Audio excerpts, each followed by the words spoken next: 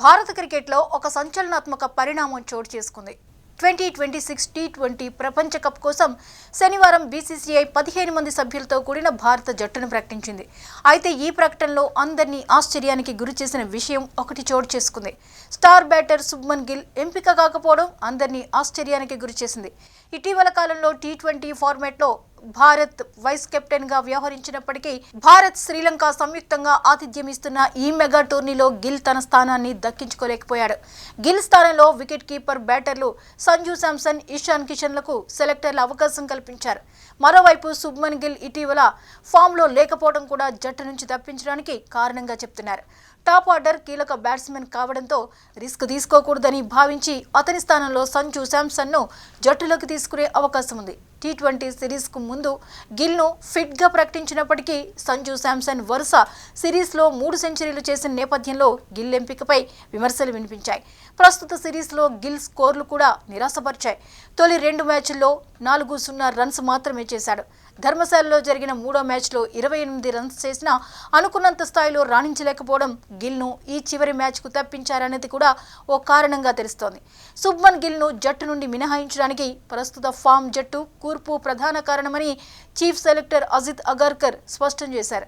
జట్టు ఎంపిక అనంతరం ఆయన మీడియాకు వివరాలు వెల్లడించారు. గిల్ ప్రస్తుతం పరుగులు చేయడానికి ఇబ్బంది పడుతున్నాడని, అతని ఇటీవల గణాంకాలు ఆశించిన స్థాయిలో లేవని పేర్కొన్నారు. కేవలం 15 మందిని మాత్రమే ఎంపిక చేయాల్సి వచ్చినప్పుడు ఎవరో ఒకరు మిస్ అవ్వక తప్పదన్నారు. గిల్ నాణ్యమైన ఆటగాడే అయినప్పటికీ జట్టు అవసరాల దృష్ట్యా ఈ నిర్ణయం తీసుకోవాల్సి వచ్చిందన్నారు. మరోవైపు కెప్టెన్ సూర్యకుమార్ యాదవ్ కూడా ఈ నిర్ణయం కేవలం ఫామ్ గురించి మాత్రమే కాదని జట్టు స్ట్రక్చర్ గురించి అని తెలిపారు. టాప్ ఆర్డర్లో వికెట్ కీపర్ ఆప్షన్ ఉండాలని, లోయర్ ఆర్డర్లో రింకు సింగ్, వాషింగ్టన్ సుందర్ వంటి ఫినిషర్లకు చోటు కల్పించడం వల్ల గిల్కు స్థానం దక్కలేదని ఆయన పేర్కొన్నాడు. మొత్తం 15 మంది ప్లేయర్లతో కూడిన జట్టిది. టీ20 వరల్డ్ కప్ తో పాటు న్యూజిలాండ్తో జరిగే సిరీస్లోనూ ఇదే జట్టు ఆడుతుంది. ఈ జట్టులో వైస్ కెప్టెన్ శుభ్మన్ గిల్కు చోటు దక్కలేదు. అతని స్థానంలో ఇషాన్ కిషన్ ఎంపికయ్యాడు.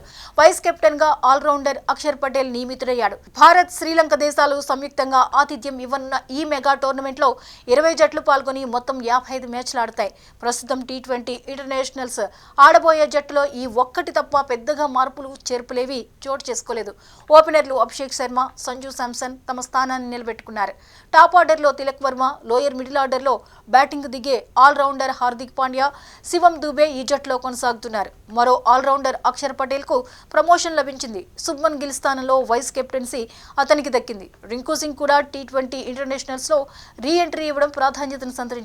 2023లో టీమిండియాకు దూరమైన ఇషాన్ కిషన్ పునరాగమనం చేయడం హైలైట్ గా చెప్పుకోవచ్చు. ఇటీవలే ముగిసిన సయ్యద్ ముస్తాక్ అలీ ట్రోఫీలో అద్భుత ప్రదర్శన కనపరచడం ప్లస్ పాయింట్ అయింది. అటు కెప్టెన్ గా కూడా తాను ప్రాతినిధ్యాన్ని వహిస్తున్న జార్ఖండ్ జట్టును ఛాంపియన్ గా నిలిపాడు ఇషాన్ కిషన్.